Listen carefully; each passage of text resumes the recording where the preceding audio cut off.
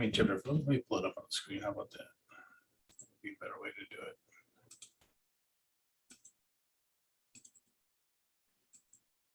So chapter 4, handout 3, which is a classified balance sheet, which we'll talk about in a minute. And then I'll send out the chapter 4 exam, which will be due. Are we getting a practice exam? We're actually not. I'll tell you kind of what we're doing at the end. There's not going to be any multiple choice questions or anything for this one. 23rd. Due October 23rd.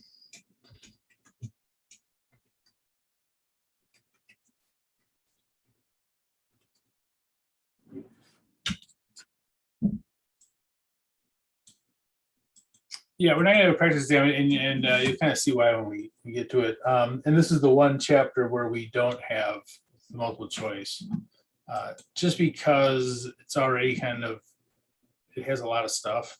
I mean, not content, a lot of busy work. Kind of the accounting cycle thing, is pretty tedious. So there's not going to be as much on this one. And in some of the stuff that we cover here, the kind of nuances will be included in the chapter 3 practice exam, because a lot of it comes out of the chapter 3 part of the book. But anyway, this is the chapter 4 handout. Oh, I don't have it pulled up, so I don't see the chapter 4 handout. Yeah, so this is the chapter 4 handout. It's mislabeled. It should be 3. What in the world? Anyway, I'll fix that later. But anyway, the classified balance sheet handout. That's what I should probably put it as, since I goofed it up.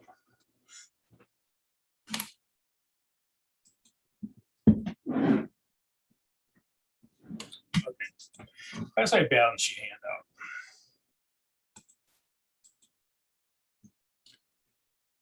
And this is sort of like, I think we talked a little bit about this before, but all we're doing is kind of putting things in different categories, so all the same things are kind of bunched together. The same thing they do in the grocery store. I want Cheerios, where do I go? I go to the cereal aisle. It doesn't matter which store I'm in. I know that if I want Cheerios, I go to the cereal aisle. If I want milk, I go to the dairy section. Everybody knows this, and it's the same thing with the balance sheet, the classified balance sheet, I should say, that they take things that are similar and put them together. So that's kind of the whole gist of this thing is we're simply trying to sort things out and put them into a category where other things are similar to it. Okay, so let's look at these categories. Current assets. These are things that are going to be used or turned into cash within 1 year. Let's just say up to 1 year.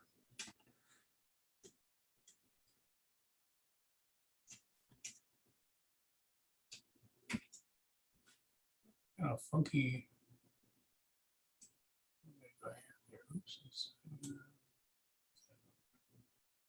I'll put it underneath. How about that? That'll be the easy way to do it. So these are things that are going to be used or turned into cash within 1 year. Up to 1 year, I should say.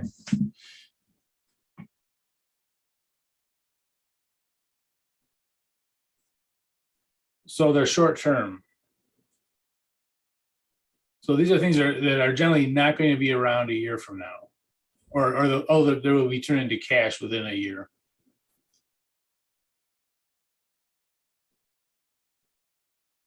Okay. Well, cash is already cash, so that one's already been turned into cash. Accounts receivable will be turned into cash shortly. Here's a new account for us.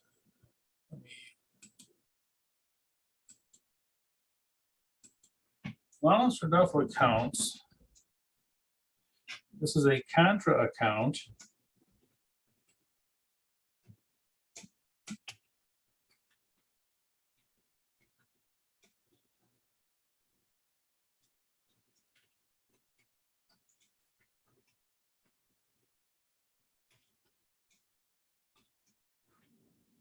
This is a contra account for accounts receivable. So these kind of go together.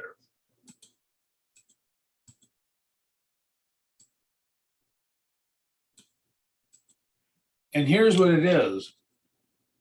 Yeah, here's how this would be listed. Put it somewhere else. I'll put it here.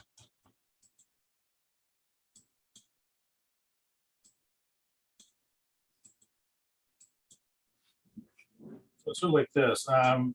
You'd have something like this: accounts receivable. And I'm just making these numbers up. This is not anywhere. Let's say we had 10,000 of accounts receivable.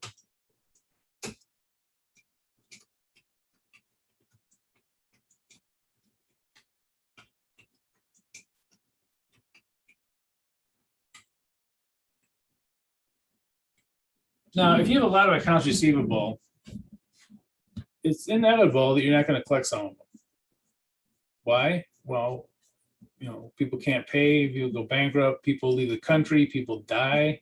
There's all kinds of reasons why sometimes you don't collect everything. And some of you had mentioned this before, like, well, what if you don't, you know, why are we kind of getting an asset because you may not get it? What we do is accept this allowance for doubtful accounts. It'll say, okay, we know that some of these aren't going to be collected. We don't know which ones they are, but from the past, we know a certain number won't be collected. So for example, if we say, okay, oops, not do that. We'll say, okay, let's say that we estimate that 1,000 of these will not be collected.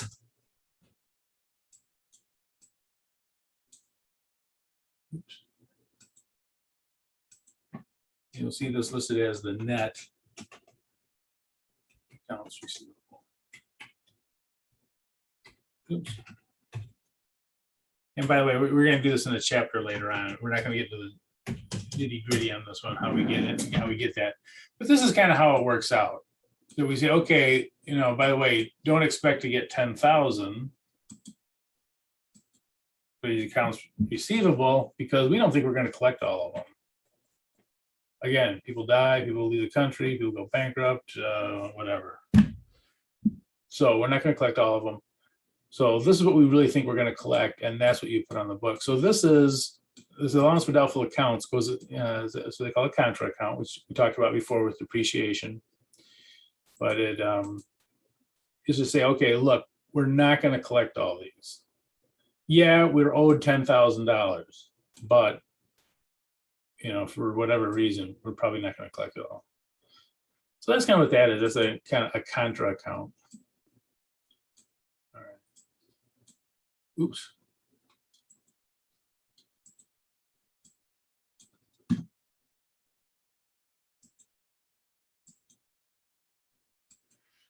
Okay, marketable securities and short-term securities are exactly the same thing. These two are exactly the same thing.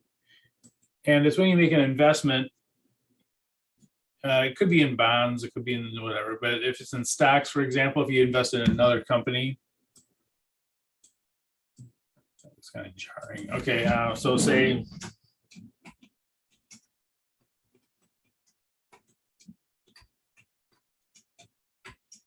let's say you make an investment in IBM. You say, okay, I think IBM is going to do good, so I buy IBM stock. If you're going to keep that, for less than a year, and this is exactly the same thing. If you're going to keep it for less than a year, then it goes in with these current assets. So I'm gonna buy IBM stock because I think, I think in 6 months, IBM stock's gonna really go up. So I'm gonna buy IBM stock. I'm gonna hold it for 6 months, not more than a year. Hold it for 6 months, and hopefully it'll make some money, and I can sell it in 6 months and have a profit or whatever. So this is when you do a short-term investment, and marketable securities is the one that companies should be using for the last 20 years, but you'll see the short-term investments all the time, which is old terminology, but for whatever reasons, some companies still use it.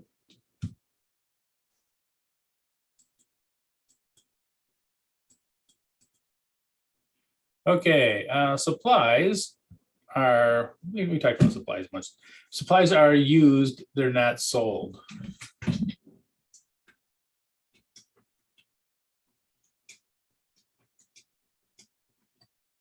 Oops.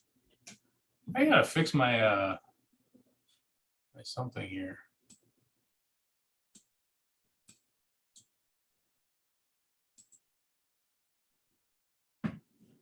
So supplies are used for, could be brochures, it could be envelopes, staples, paper clips, blah, blah, blah. You guys get it. So supplies are things that we use in the business, but we don't sell them. So if we're a bicycle shop, we don't sell envelopes. We use them, but we don't sell them. So supplies are things that are generally used and not sold. These next two are the same thing, and they're for things that are sold.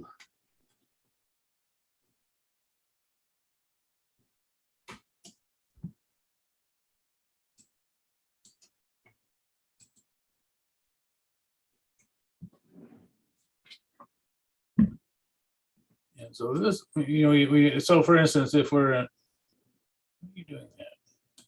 It's on the same one, you're kidding.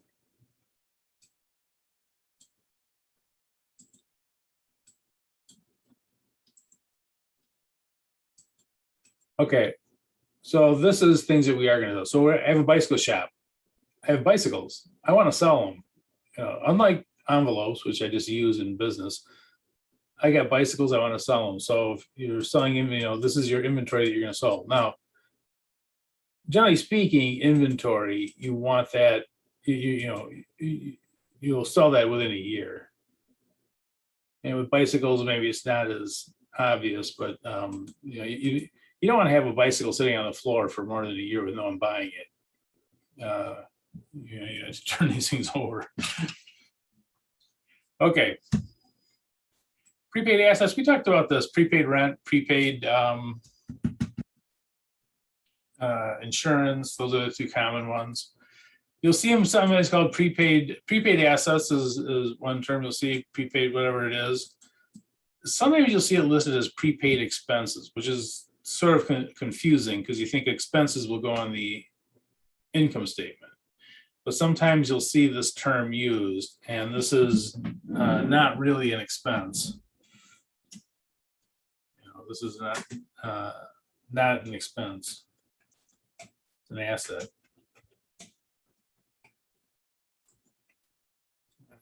I'm going to goof it up. Just take my word for it. It's not an expense. So anytime you see the word prepaid, know that it's an asset. So if it has a magic word prepaid in it, no matter what comes after that, it's going to be an asset. And those are generally going to be current assets. It's possible they could go into the future many years, but for the most part, they're going to be in the prepaid assets. So this is all the stuff that we're going to use or turn into cash within 1 year. So it's really based on time. The classified balance sheet is based on time.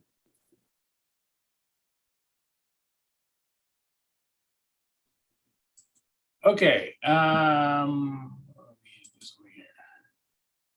liabilities. Well, you're probably saying, gee, that sounds familiar.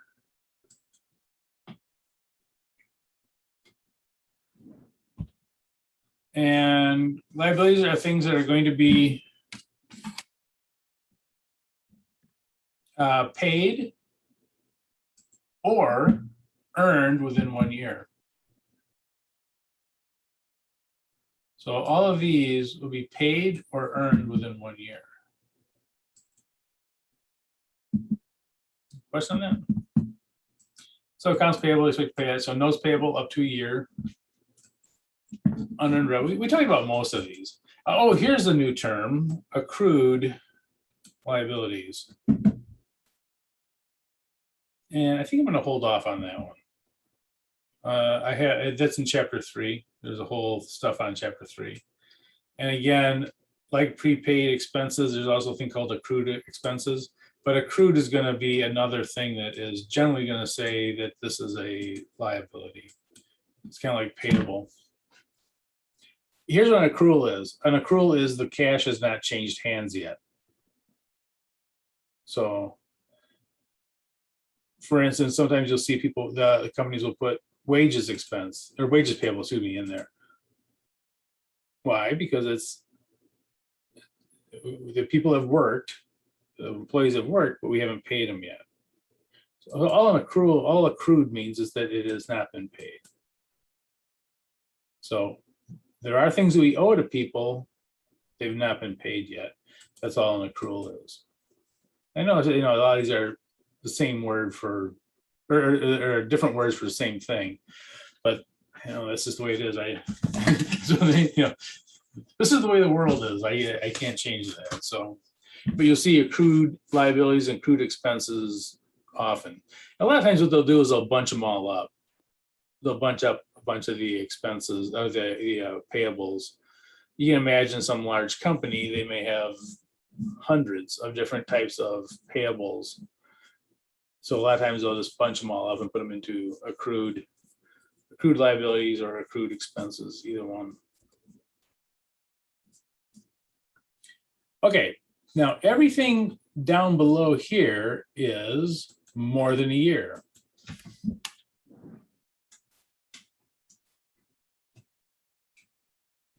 I should say over 1 year.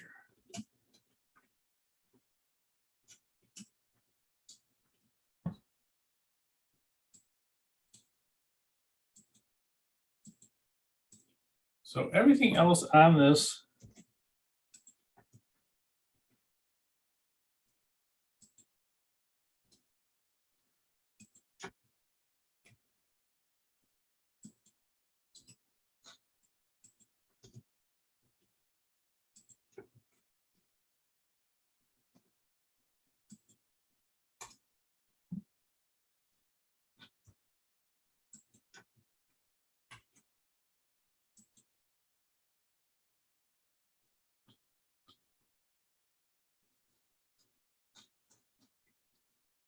so you can kind of see that the current stuff is going to be at the top. This is the stuff that's going to be paid off, turn into cash soon or paid off soon. We all pay at the top, the current. And the long-term stuff is for stuff that is long-term. It's going to be for more than a year.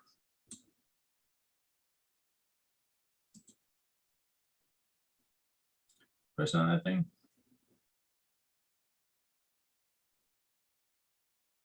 Okay, so let's start with the assets. Because they're, okay, long-term investments. So if you might be investing in IBM.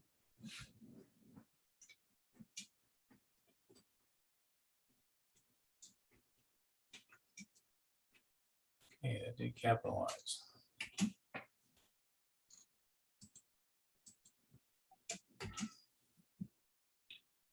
So you might be investing in IBM, and if you're going to hold on to it for more than a year, it'll be down here in investments. So notice, for instance, for investments, if it's less than a year, it's current. If it's more than a year, it goes in the investment account. And the deciding factor is how long you plan to keep it. So this is one of those things that, when you have an investment in, say, IBM, say, where does it go? It depends on the time. You know, you may be investing in IBM for, you know, oh, we plan on holding this for 5 years. We think that in 5 years this company, you know, is going to go up or whatever it is. So if you hold on to, if the management plans to hold on to it for more than a year, it goes in the investment account. Less than a year, and it goes in the current assets. And what happens too is, as that time approaches that they plan to sell it, at some point, oftentimes it'll get moved into the current assets. So 4 years go by, you know, we plan on selling the IBM stock within the next year. It gets transferred from investments into current assets. So time, you know, the time of holding it is what we're talking about there. All right. Question on that thing? Okay, land held for future use. This is one thing that's in almost all the textbooks. It's going to be in, it's almost all the, it's on the CPA exam, you'll see it sometimes too, if you're so inclined. Oops, did something wrong here. So let me show you what this means.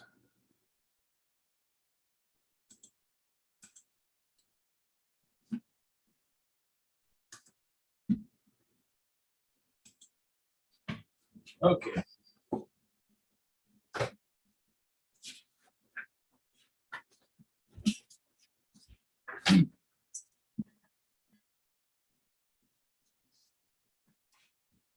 Let's say that there is, they have a building. Company has a building.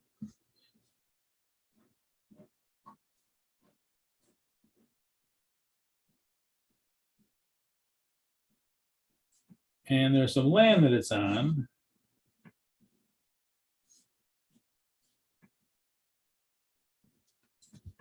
Can't see that. Okay, so here I got my building and land.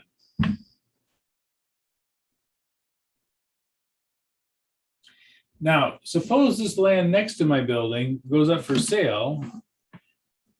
And I think, well, you know, in the future, I might need that. I mean, maybe I want to expand in the future, or maybe I want to make a parking lot or whatever you want to do with it. But I haven't done anything with it yet. Okay, so this would be considered an investment until we use it.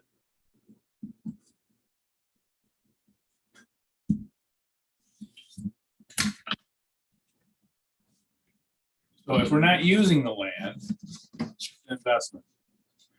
If we build on it, then it becomes, you know, it's regular land. But until we do that, it's an investment. So that's what this land held for future uses.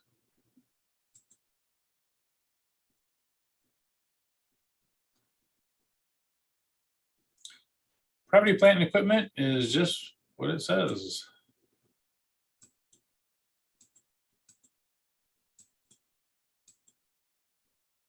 So land, this is a property.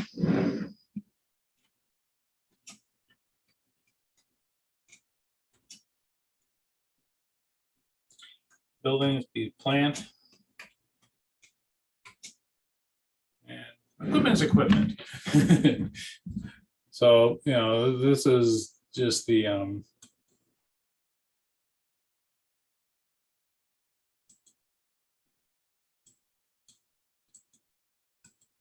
property, plant, and equipment. So land, buildings, equipment, and we depreciate those things we talked about. Okay, here is some of the wacky stuff. Intangibles.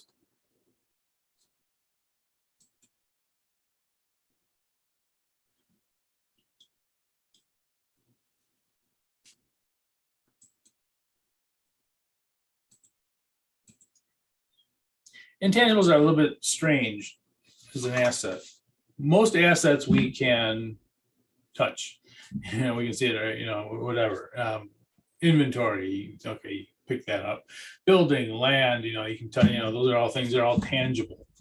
Most assets are tangible for most companies. There are, though, assets that are not tangible. In other words, the value is not in the asset itself, it's in the right to use it or whatever. So things like copyrights. You know, if you have the copyright to software or music or whatever it is, those have a value. Now, you can't put your hand on it. You know, you can't put your hand on the right to use that music, but it still has a value to it. And now you say, well, wait a minute, the music's all written down on this piece of paper. I can pick up a piece of paper, but the value isn't in the paper. The paper is basically worthless. It's the right to use that, that copyrighted material. It's the right to use it that has a value to it. So intangibles are things that are a little bit strange, and that they are things that you can't put your hand on. So, you know, and here's the thing about it, there are some companies that will have huge amounts of intangible assets. Pharmaceutical companies, you know, medical or drug companies, they'll have billions of dollars in things that you can't put your hand on, because it's the right to produce this drug and whatever for this many years. And so, you know, there are companies that have quite literally billions of dollars in these intangibles. They're things that you can't put your hand. Not to say they're not valuable, it's more extremely valuable, but that's, you know, there's no tangible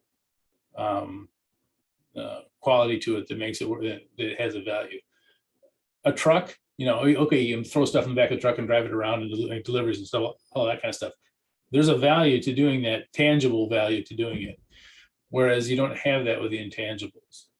It's all, you know, usually rights to use things. So when you look at these, you kind of see that those are, you know, copyrights, goodwill, which you won't run into unless you take advanced accounting. Goodwill is when companies run very well. A company like McDonald's, it makes twice as much as a normal hamburger place. That's goodwill. And trademark, franchises, patents, these are all things that there is no tangible value to them. For instance, the Coca-Cola trademark, you can't put your hand on it, but having the right to use it is very valuable. Okay, any other asset not listed above? Now, you might say, well, what would that be? what would merge these? I can merge this up. Look at that. For example,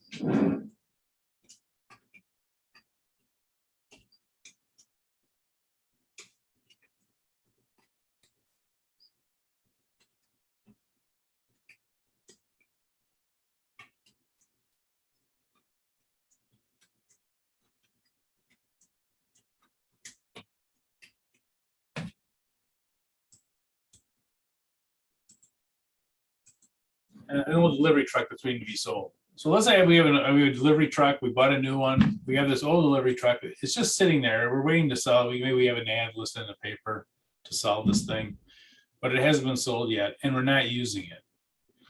If we're not using it, it doesn't go in property, plant, and equipment.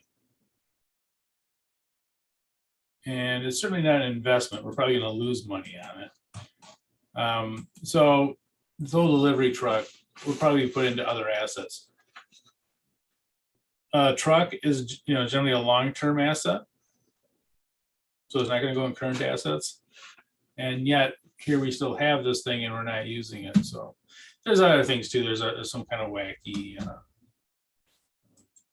pension stuff and all that goes in here. But this is that's one of them. Okay, let's go to the liability side. Liability side is pretty easy. Mortgage payable, bond payable, notes payable over a year. All liabilities that are more than a year. Equity, definitely long-term. This could go on forever. Preferred stock is a kind of a wacky stock. I probably won't talk about it too much. It has set dividends. Most companies don't have it. All companies have common stock. Additional paid-in capital is something we don't need to talk about right now. Treasury stock is when a company buys back their own stock.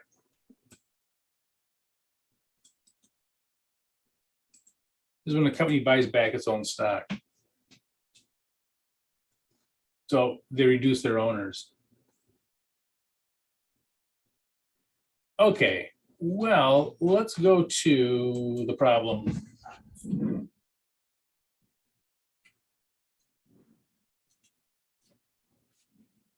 Okay.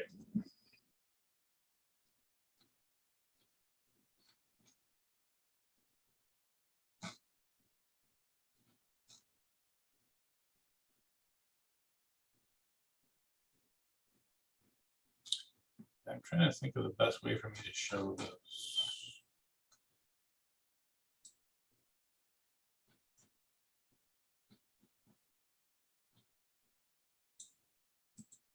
I think I might do the split screen thing again.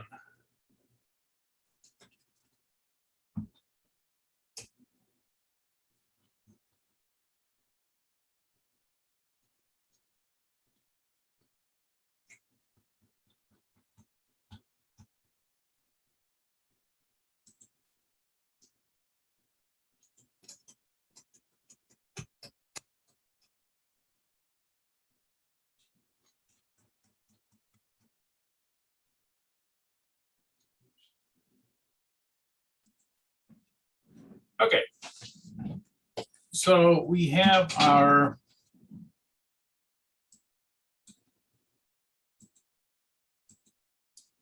different types of accounts.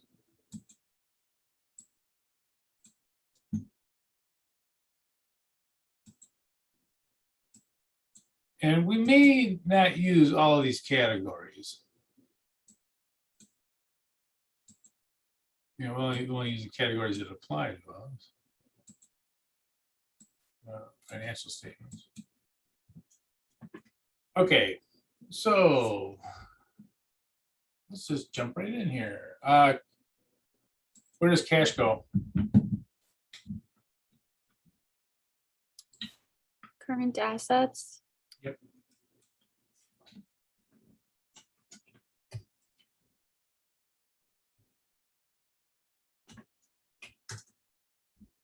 Oops. Accounts receivable.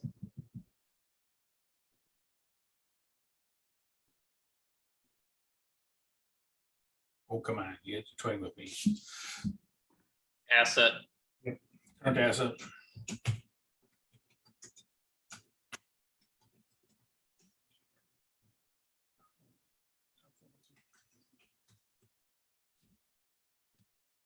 Inventory.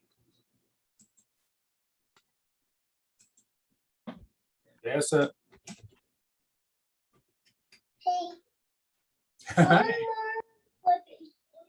Ahorita empieza uno nuevo, Dani.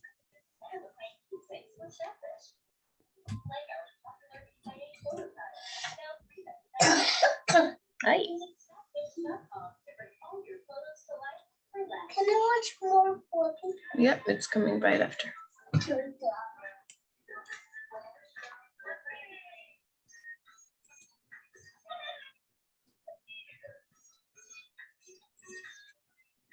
Okay.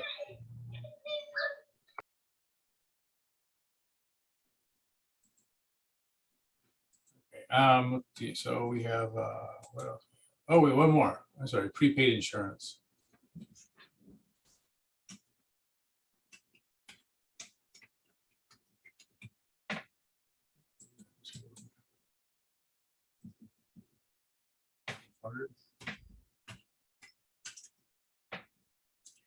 Okay, investments, long-term investments. I don't think there are any, are there?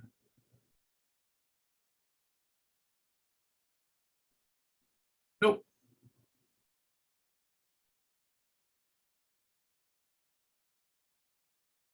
Okay, we have land and equipment. Let's see the land first. Where would that go? Property. Yep. And the equipment. Probably plant equipment. So we'll have that there. And then also this accumulated depreciation.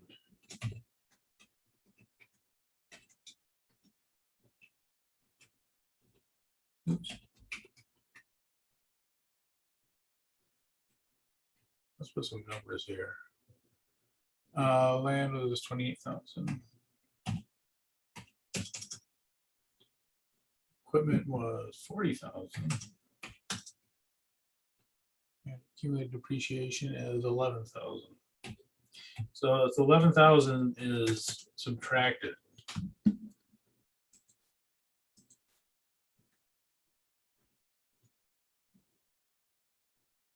Because this equipment really isn't worth 40,000. So the 40,000 minus, we need another zero there. It's 40,000 minus the 11,000. Okay, so far we got all of these.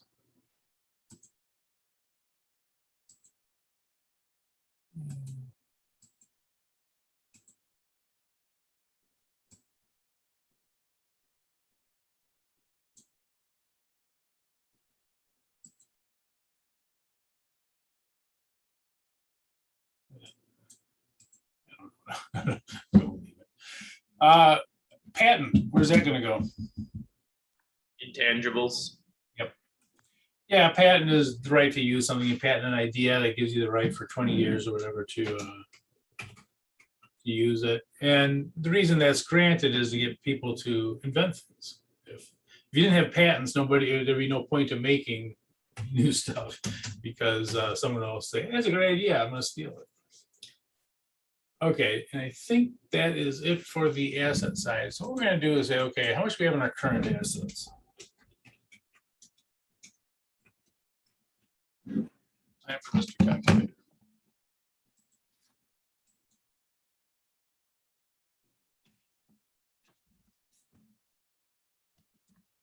Hey.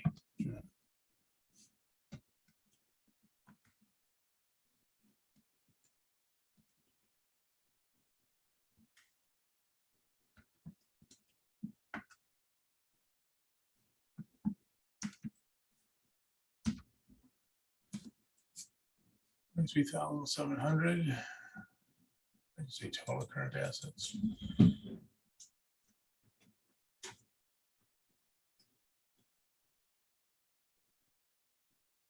$23,700.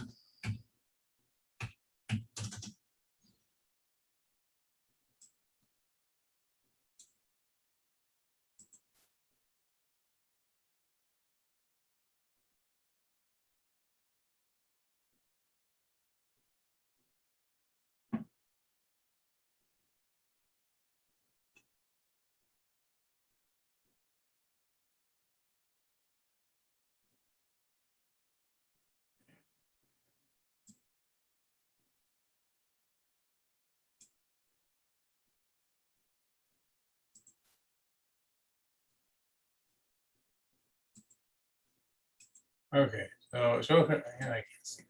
I mean, okay.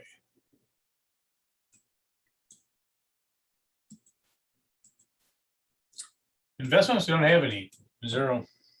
You probably don't need to put that in, but total property, plant, and equipment.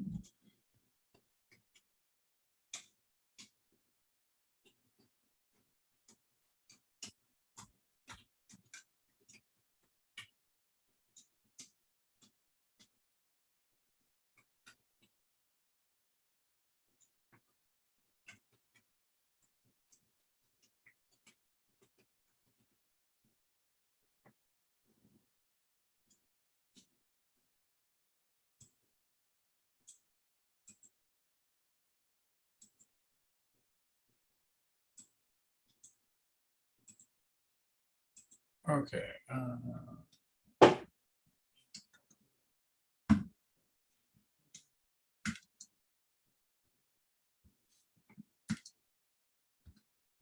$7,000.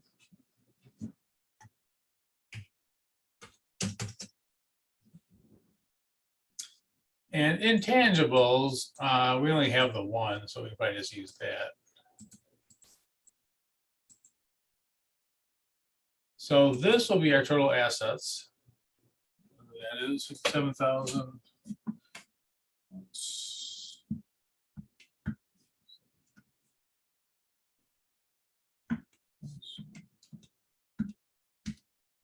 81,700.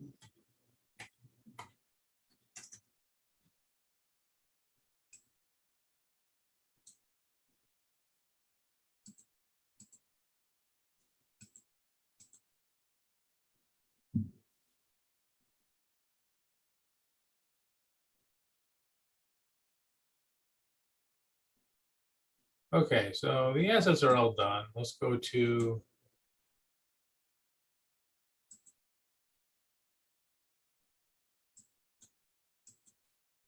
the other side here. We got all these liabilities. Okay,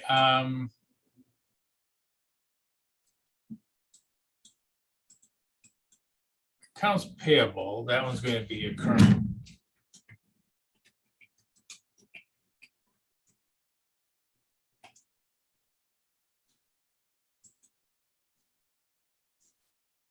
$4,000.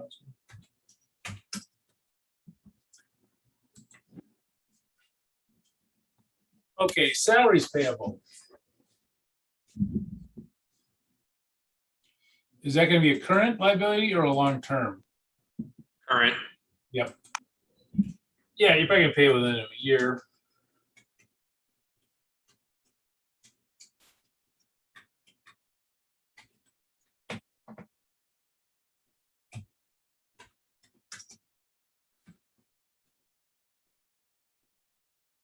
Unearned revenue?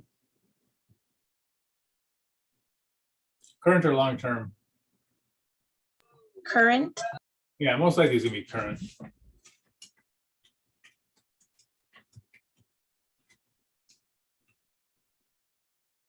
If it's something for a very long period of time, it might, it's possible it could be in long-term, but usually it's always gonna be current.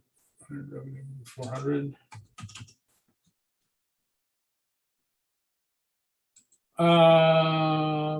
Bonds payable in 8 years. Long term.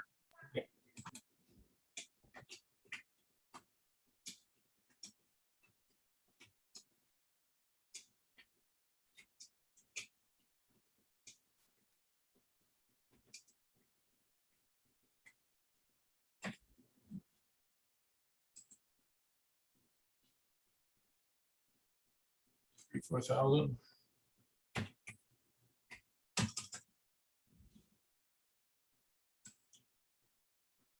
think that's it for the liabilities. And equity is exactly the same as we did before. Common stock, retained earnings. I'm not gonna. I think you guys know this well enough to be sick of it. So we'll say common stock. So the equity section is exactly the same. 1,000.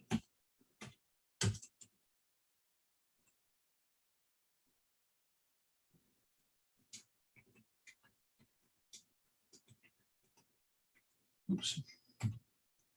Retained earnings, 33,400.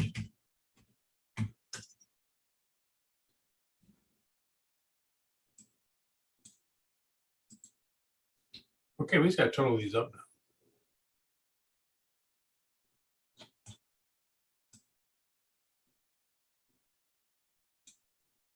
now. Okay, so our total, I'll put it here.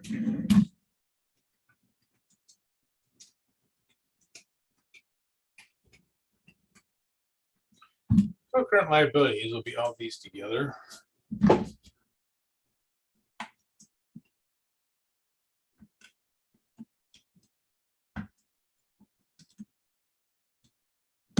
$6,300.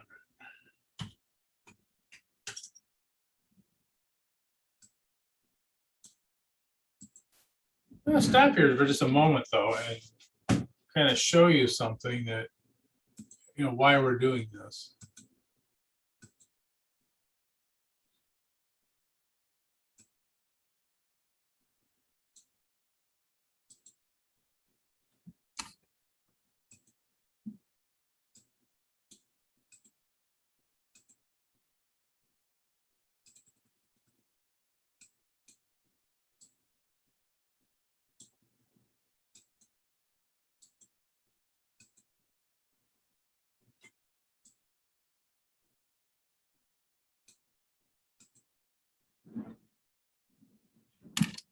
you'll notice something.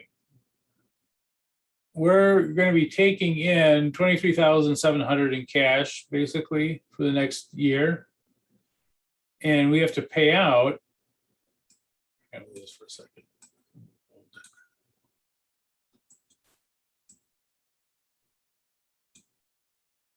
And we're going to pay out 6,300.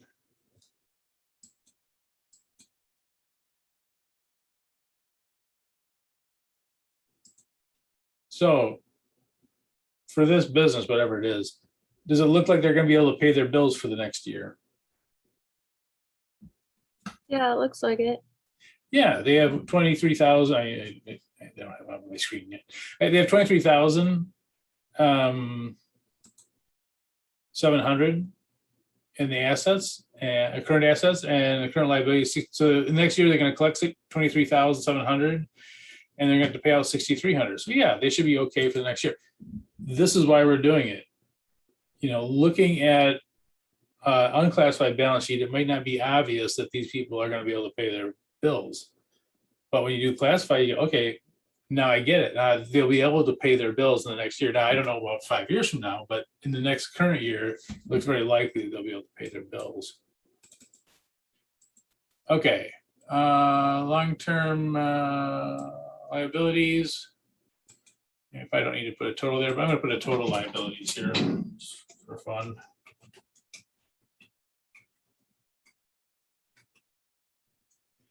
And that's just all the liabilities together, the 63 plus the 34. It's 40,300, right? You want to check my math on that?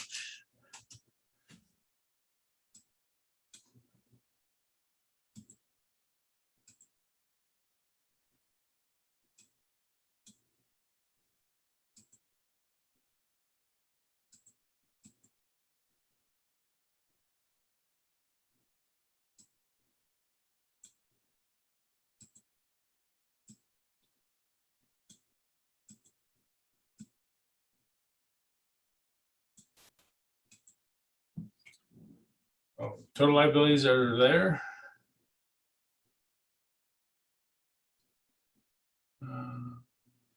Total equity.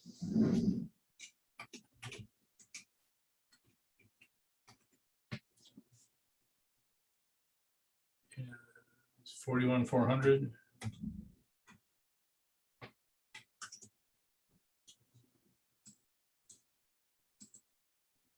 And those, oh, they do balance. Yep.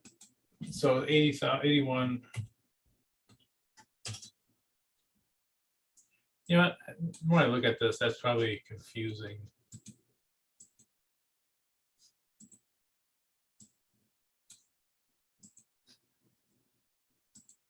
Let me take this out.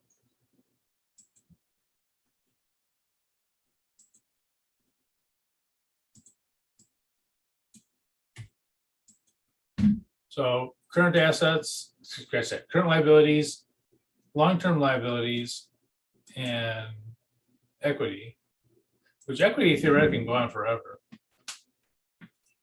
And so that's a classified balance sheet.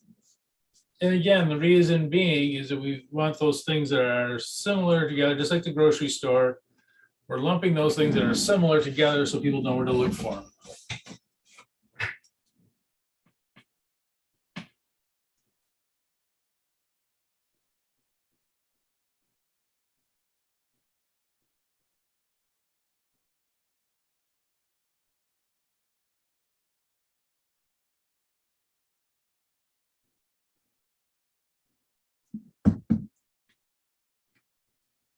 All right, any questions?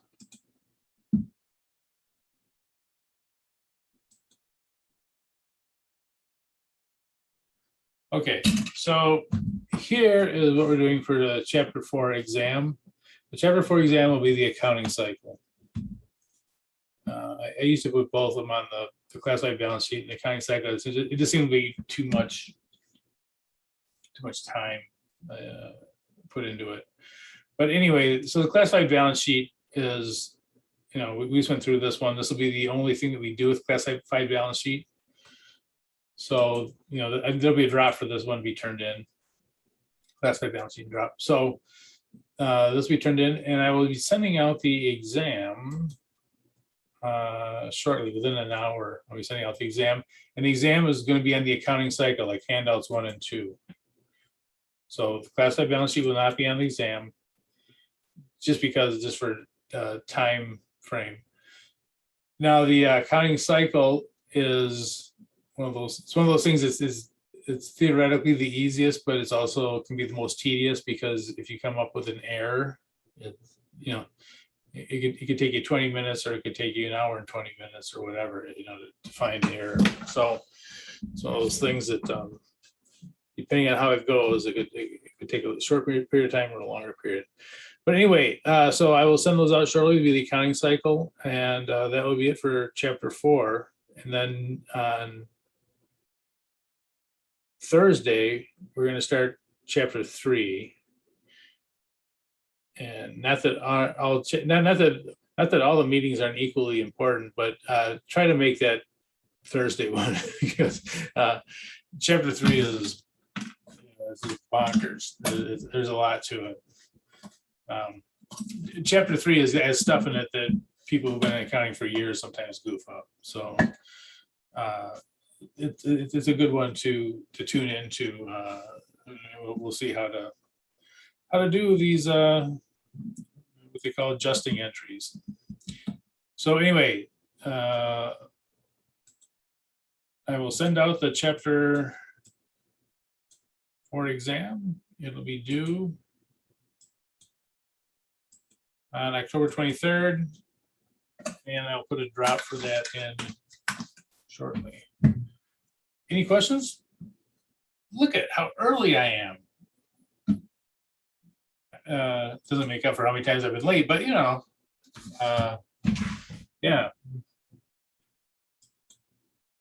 Okay, any questions?